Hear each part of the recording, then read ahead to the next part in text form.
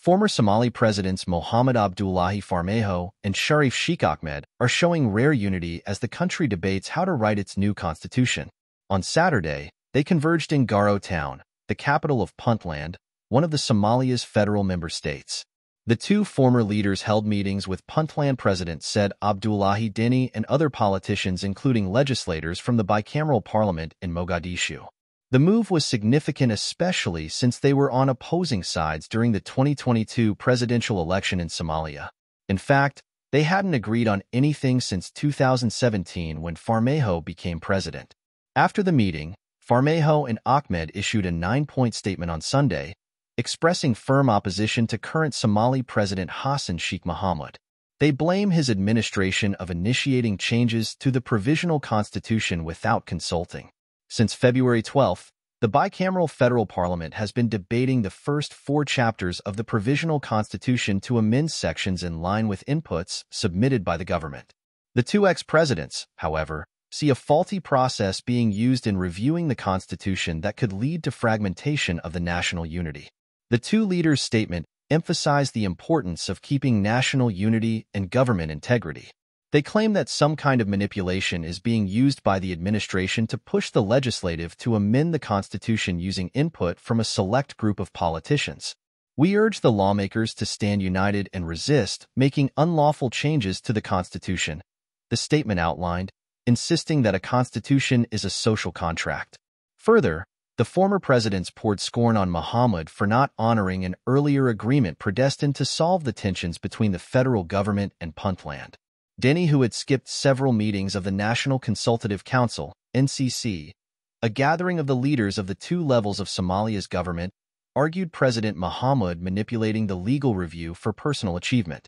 The NCC had been a caucus to discuss a proper working relationship between the federal government and federal member states, Jubaland, Puntland, Hirshabelle Southwest, and Galmudug.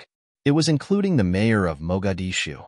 In May 2023, an NCC summit which Dini skipped approved a series of measures as input into the constitution.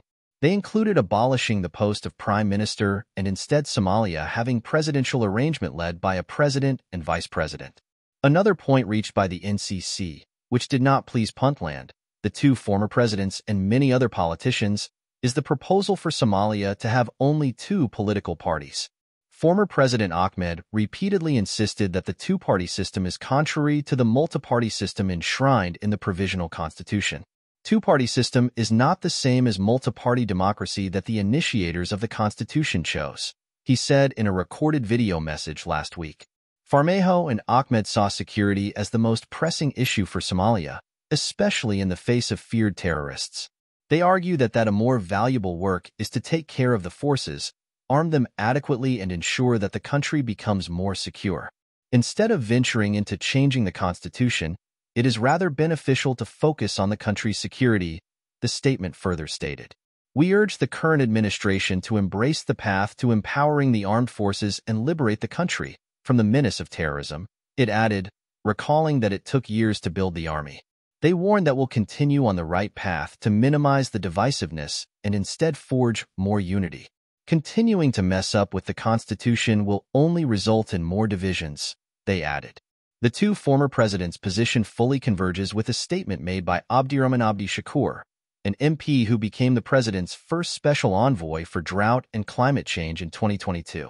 All the president wants is to create a situation where the country is constitutionally paralyzed that there will be no election, hence, a continuation of his tenure via indirect extension, he argued. Ahmed was transitional president from 2009 to 2012 while Farmaajo is predecessor of Mohamed after the May 2022 elections.